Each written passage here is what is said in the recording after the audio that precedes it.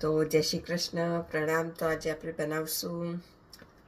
બનાવીશું બ્લૂબેરી અને દહીંવાળી સ્મૂધી. તો આપણે લઈશું બ્લૂબેરી અને આનો ટેસ્ટ બહુ જ મસ્ત આવે છે, મતલબ બહુ જ મીઠો આવે છે.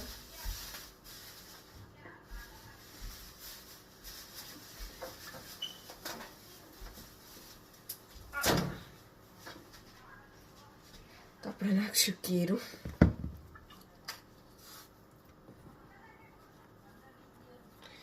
અને મતલબ હેલ્થના બેનિફિટ્સ છે બ્લૂબેરીના બહુ જ છે. મતલબ બ્લૂબેરીને સુપર ફૂડ કહેવામાં આવે છે ડૉક્ટર્સના તરફથી, ઓબ્વિયસલી. અને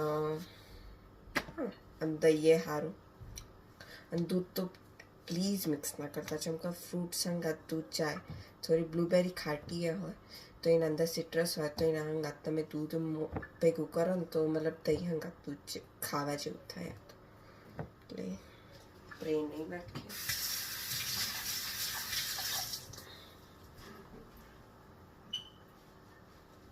અને એ પીનટ બટર ઓપ્શનલ છે, નાખવું હોય તો. ના તો પીનટ બટર એમની નહીં ભાવતું, બ્રેડ હંગાત ભાવ હશે. બ્રેડ ઉપર પીનટ બટર લગાવો અને હની લગાવો. પણ કહેતી હતી હા, ઉપવાસ ચાલે છે શ્રાવણ માસનો, એટલે એ તો ખવાય નહીં, એટલે હું આમાં નાખી દઉં છું.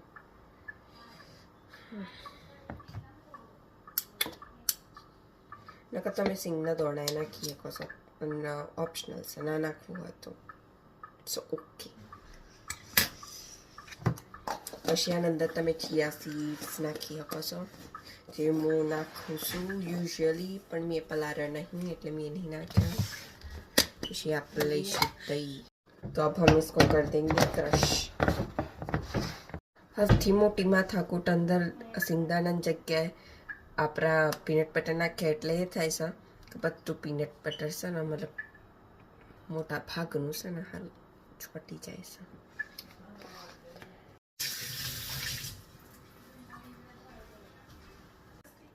અગર મતલબ જેટલું પાકું કેરું હશે ને એટલું મતલબ વધારે મજા આવશે. અને આના અંદર તમે કાજુ, પિસ્તા, બસ અખરોટ થોડો હારો નહીં લાગતો આના અંદર.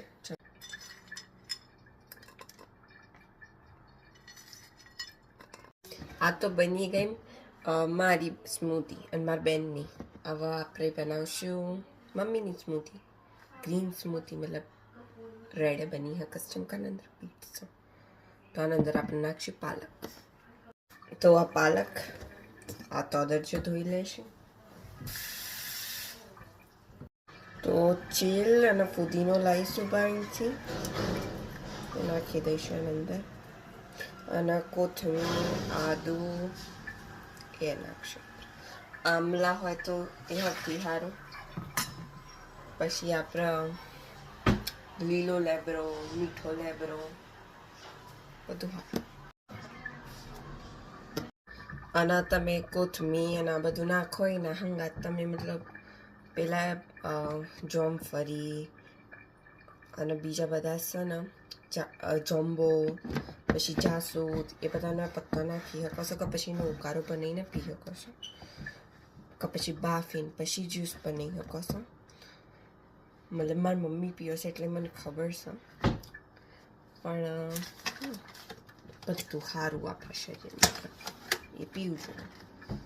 પણ જે મળી રહે સિઝનમાં એ પીવાનું. પાણીનું મેળવણ કરવાનું ભૂલતા નહીં. આનો કલર ના ગ્રીન આવ્યો, ના રેડ આવ્યો, ના ઓરેન્જ આવ્યો, બ્રાઉન કલર થશે તમે અગર બીટનો ઓરેન્જ ને બધું મિક્સ કરશો તો.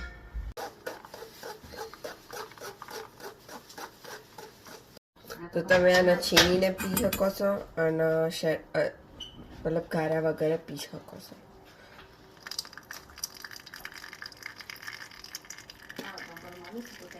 स्मेल तो बहुत सारी है वैसे.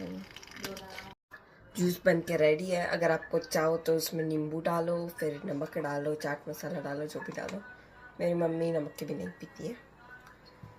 और ये दूसरा पार्ट है जो मतलब रफेज है, मतलब फाइबर जो बॉडी के लिए सबसे ज़्यादा अच्छा होता है, वो खाना मत भूलना. અને બ્લૂબેરી વાળું મતલબ સ્મૂધી તમે ઠંડુ પીશો તો વધારે મજા આવશે. અને તમારો બીજો ઉપાય છે મતલબ એને ઠંડુ રાખવા માટે તમે બ્લૂબેરી ફ્રોઝન કરેલી હોય તો એ નાખી શકો છો, એનાથી ઠંડુ રહે, યા ફિર બરફ નાખી દો કે પછી ફ્રીજમાં બનાવીને મૂકી દો, મસ્ત લાગશે. બાય, જય શ્રી કૃષ્ણ.